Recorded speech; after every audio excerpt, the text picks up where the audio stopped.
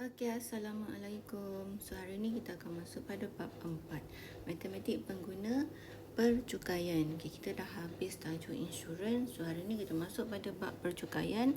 Okey, cikgu akan bagi nota dalam bentuk video. Okey, nanti kamu buat nota dalam buku nota kamu. Okey, apakah yang akan anda pelajari? Iaitu percukaian. Okey. Tahukah anda Kesultanan Melayu Melaka mempunyai sistem cukai pelabuhan yang teratur yang dikenakan terhadap pedagang mengikut negara dan hubungan negara itu dengan Melaka.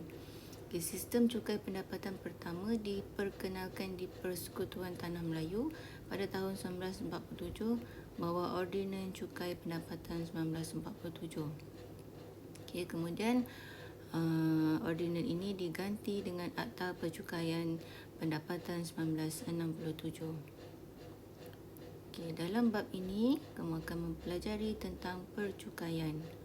Sekarang kamu belum bayar cukai lagi. Yang bayar ialah ibu bapa kamu. Bila kamu dah start bekerja, kamu akan mula membayar cukai.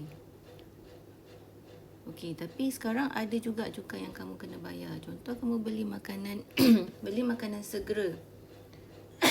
Beli makanan segera. Pada KFC tu kat bawah tu ada service tax. Kemudian beli barang-barang lain semua ada service tax kan, GST dan sebagainya. Apakah tujuan percukaian? Percukaian ialah satu proses hasil wang dikumpulkan daripada individu atau syarikat untuk digunakan dalam pembangunan negara dengan menyediakan pelbagai kemudahan, iaitu pendidikan, kesihatan, keselamatan dan kebajikan demi untuk kesejahteraan semua rakyat. Tengok carta di bawah tu. Ini adalah bentuk macam mana cukai dikutip kemudian oleh kerajaan, dan kemudian kerajaan akan bagi semula duit yang dikutip tu untuk kebaikan negara dan pembangunan negara dan juga rakyat. Seterusnya, tujuan percukaian boleh diringkaskan. Nanti buat nota ni. Tujuan percukaian yang pertama adalah sebagai sumber pendapatan kerajaan, itu untuk mentadbir urus negara, untuk membiayai projek pembangunan negara, untuk mengagih semula ketidakseimbangan pendapatan dalam masyarakat. Contoh sekarang berlaku pandemik COVID-19.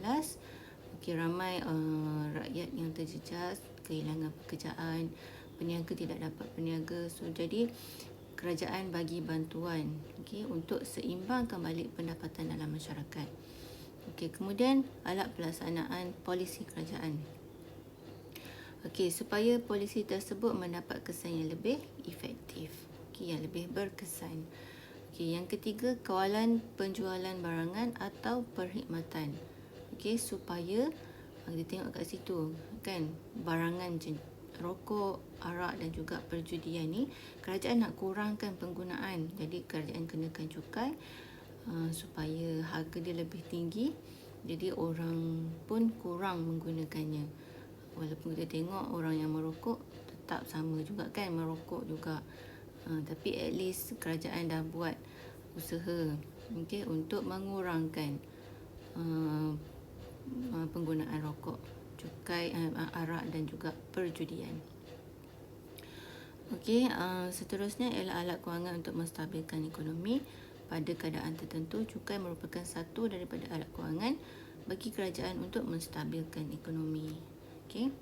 Seterusnya, ke manakah hasil cukai digunakan? Untuk pendidikan kan. Setiap tahun kita tengok di sekolah kita ada subjek bahasa Melayu, bahasa Inggeris, matematik dan sebagainya. Setiap panitia-panitia ini diberikan peruntukan kewangan untuk membangunkan panitia masing-masing.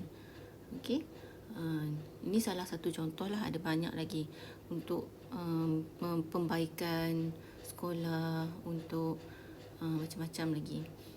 Kemudian untuk kesihatan, untuk perubatan, beli ubat, bayar doktor, bayar gaji guru, bayar gaji semua kaki tangan. Untuk kebajikan kan, jadi untuk warga emas, untuk golongan-golongan kurang upaya, Kemudian untuk infrastruktur dan kemudahan awam, pertanian dan perindustrian, ada bantuan. Kena melalui saluran yang betul untuk mendapatkan bantuan. Untuk keselamatan dan pertahanan negara, ini memang besar ni, peruntukan untuk keselamatan dan pertahanan negara. Dan juga untuk pembangunan. Seterusnya, pembayaran cukai merupakan tanggungjawab rakyat yang wajib dilaksanakan. Rakyat perlu membayar cukai secara jujur dan mematuhi undang-undang supaya kerajaan tidak menanggung kerugian. Perancangan pembangunan negara akan terjejas jika negara kehilangan hasil cukai akibat sikap pembayar cukai yang tidak jujur dan tidak bertanggungjawab. Jadi kita kena jujur dan bertanggungjawab sewaktu membayar cukai. Kalau kita tak, kalau dalam situasi sekarang kan, bila kita tak jujur, kita masukkan penolakan cukai pada sesuatu yang kita tak buat, kan? Dalam tempoh-tempoh tertentu, contohnya LHDN dia akan minta bukti. Dia akan minta bukti. Kalau kita tak dapat kemukakan bukti, so dia akan denda. Denda melebihi daripada apa sepatutnya yang kita bayar. Jadi lebih baik kita jujur, kita beritahu yang sebenarnya, apa yang kita bayar, apa yang kita tak bayar, mengikut apa yang telah ditentukan. Kemudian latihkan diri ni 4.1A. Jawab soalan 1 dalam buku nota kamu. Kemudian tengok kat yang seterusnya. Apakah jenis-jenis cukai dan kesan pengelakan cukai tersebut dari aspek perundangan dan kewangan? Ada kalau dari aspek perundangan, kenapa? Kalau siapa yang tak bayar, apa yang akan berlaku? Dan juga pada kewangan kita. Cukai pendapatan. Cukai pendapatan yang dikenakan atas pendapatan yang diperoleh oleh seorang individu bergaji atau sesebuah syarikat yang beroperasi di Malaysia. Setiap individu yang bergaji dan syarikat yang memperoleh keuntungan dikehendaki mendaftar sebagai pembayar cukai, mentaksirkan pendapatan tahunan dan membayar cukai pendapatan setiap tahun. Laporkan semua pendapatan pengecualian, potongan, pelepasan dan rebate dengan mengemukakan borang nyata cukai pendapatan, sama ada melalui borang ataupun secara elektronik melalui internet, itu easy hasil. Sistem taksiran sendiri digunakan. Pembayar cukai perlu taksir sendiri, simpan rekod dan seterusnya membayar cukai pada amount tertentu. Ini cara dia. Boleh baca nanti. Kalau untuk cukai pendapatan, siapa yang kutip? Dia tengok kat sini, LHDN, iaitu Lembaga Hasil Dalam Negeri. Kesan pengelakan cukai. Apa yang akan dikena? Apa yang kena kalau kita mengelak daripada membayar cukai? Tengok kesalahan yang pertama tu, tidak memaklumkan layak dikenakan cukai. Boleh didenda 200 hingga 20,000 atau dipenjara tidak melebihi 6 bulan atau kedua-duanya. Yang kedua, tidak melaporkan pendapatan sebenar di dalam BNCP. Boleh didenda 1,000 hingga 10,000 dan penalti 200% atas cukai terkurang lapor. Maksudnya dikenakan penalti tu, nampak tak? Denda 200%. Lebih baik kita jangan elak. Bayar je. Memberikan maklumat yang tidak tepat mengenai tanggungan cukai sendiri atau orang lain. Boleh didenda 1,000 atau 10,000 dan penalti 200% atas cukai terkurang lapor. Kemudian sengaja mengelak. Yang terakhir ni, sengaja mengelak cukai atau membantu orang lain mengelak cukai. Boleh didenda 1,000 sehingga 20,000 atau dipenjara tidak melebihi 3 tahun atau kedua-duanya, dan penalti 300% atas cukai terkurang lapor. Sekarang untuk masuk pula pada cukai jalan, atau kita selalu dengar mak kita sebut road tax kan. Ini cukai jalan. Cukai yang dikenakan terhadap pengguna jalan raya yang memiliki kenderaan termasuk motosikal dan kereta. Okey, pemilik kenderaan perlu membayar cukai sebelum tarikh tamat tempoh cukai jalan. Tarikh tersebut tercetak di atas resit cukai jalan, iaitu lesen kenderaan motor yang wajib dilekatkan atau ditunjukkan pada kenderaan. Okey. Okey, siapa yang kutip cukai jalan ni? JPJ, Jabatan Pengangkutan Jalan. Kalau orang tu tak bayar cukai jalan, apa yang kena? Menggunakan kenderaan tanpa membayar cukai jalan yang sah, boleh didenda tidak melebihi RM2,000. Okey, seterusnya kita pergi pada cukai pintu.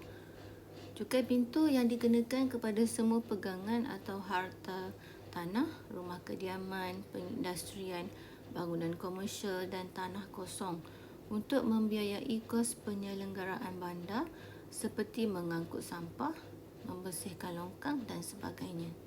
Okey, cukai ini juga dikenali sebagai cukai taksiran. Siapa yang kutip cukai ini? Pihak berkuasa tempatan, okey, ataupun majlis daerah. Okey, bayaran cukai tidak dijelaskan dalam tempoh yang ditetapkan. Okey, tindakannya, notis dalam borang E akan dikeluarkan. Kalau masih gagal lagi, waran tahanan dalam borang F akan dikeluarkan dan harta mudah alih boleh disita. Okay, sekarang kita tengok pula cukai tanah. Cukai yang dikenakan terhadap pemilik tanah pertanian, tanah perusahaan dan tanah bangunan. Okay. Siapa yang kutip? Ini pihak berkuasa negeri, iaitu pejabat tanah dan galian. Okay. Okay, seterusnya ialah cukai jalan, cukai jualan dan perkhidmatan. Okay, ini ada kena mengena dengan kamu, okay, yang masih belajar ni, ada kena mengena. Kadang memang kita beli tu semua ada cukai. Cukai jualan dan perkhidmatan mula dikuatkuasakan pada 1 September 2018. Terdiri daripada dua jenis, iaitu cukai jualan dan cukai perkhidmatan. Cukai jualan merupakan cukai yang dikenakan sekali sahaja atas pelbagai barangan bercukai pada peringkat pengeluaran dan penginputan. Manakala cukai perkhidmatan ialah cukai yang dikenakan terhadap pengguna yang menggunakan perkhidmatan bercukai tertentu seperti perkhidmatan hotel, insurans dan takaful, penyediaan makanan dan minuman, telekomunikasi, kad kredit dan sebagainya.